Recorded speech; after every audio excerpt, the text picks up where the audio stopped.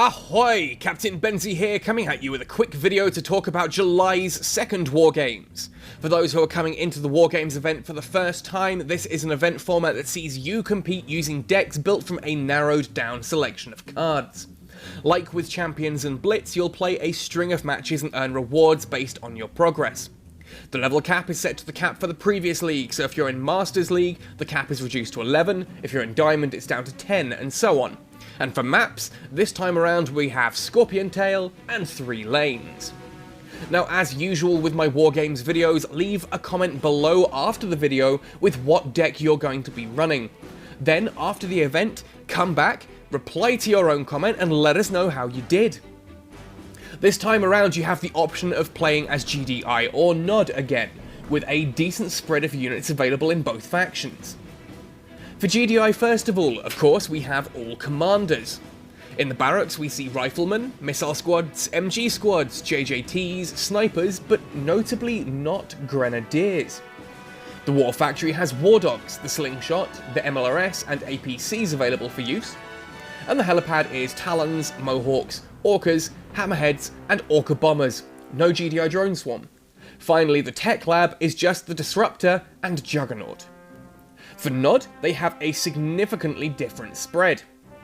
In the hand of Nod, it is only militants, lasers and fanatics. The war factory has been stripped back to cyber wheels, chem buggies, giga cannons and stealth tanks. No attack bikes? The air tower then is Venoms, Banshees, Infernos and Phantoms. Fortunately for all, laser drones are not available. And then the Temple of Nod contains Widowmakers, Centurions, Artillery, Basilisks and Rockworms. Now, as usual, we will start with GDI first.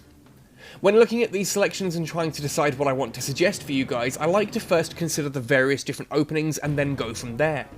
Now, I did this for this selection and I kept drawing blanks.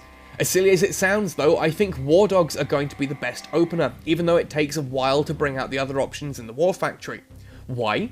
Well, simply put, there are a lot of air options available for both Nod and GDI, and with Orca bombers on the cards, and indeed Basilisks later on, slingshots are going to be very useful here. They are dirty good currently, so feel kind of like an auto-include. So if we build off of this assumption, then we have War Dogs, slingshots, and then the MLRS for heavy ground vehicle removal. So we're going to need some anti-infantry, something with more DPS than the War Dogs at least. So here I'd recommend either snipers or MG squads for this. Either will work well, ultimately go for whichever you have the levels or are most confident with.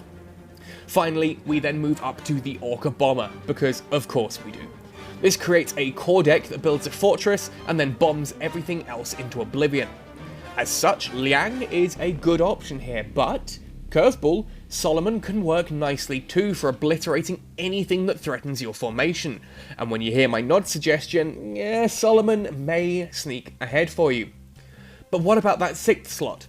Well, here I've suggested APCs as they're great for holding the line and give you missile troopers on destruction. They fit the fortress theme nicely as they're just so darned stubborn to shift. Looking at the rest of the selection, there's not that much that I can suggest that's better, but if you have a favourite unit that I've missed, certainly you could make it work. Now for me, Nod was a bit more obvious. On looking at the 2 maps available, Scorpion Tail and 3 lanes, then looking at the Nod cards available, 2 immediately stood out: Artillery and Giga Cannon. Artillery especially can be positioned to cover all the pads in both maps, so that's 1 card down, 5 to go. Looking at the Nod cards, it's going to be a little awkward as there aren't many options in any one building, and the lack of attack bikes is troublesome. As such, we know we're going to need laser squads as early anti-air and anti-vehicle. Do we add anything else to the hand of Nod? Well, yes.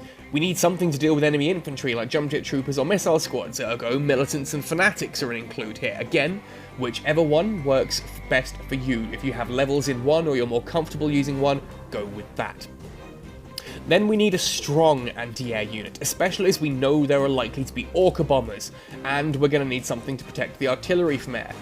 So the question then becomes Phantoms or stealth tanks? The answer? Yes. Take both, seriously. Why?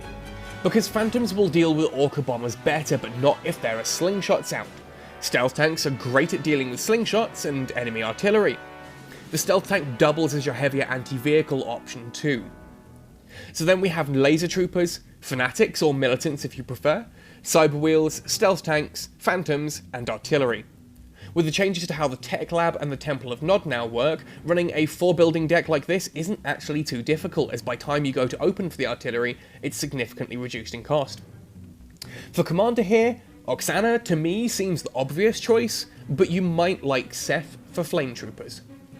So there we have it. Those are the decks that I would suggest, but what are your thoughts? As I said earlier, leave the deck you'll be running in the comment section below, then come back and let us know how you all did. Good luck, happy sailing, and see you on the battlefield.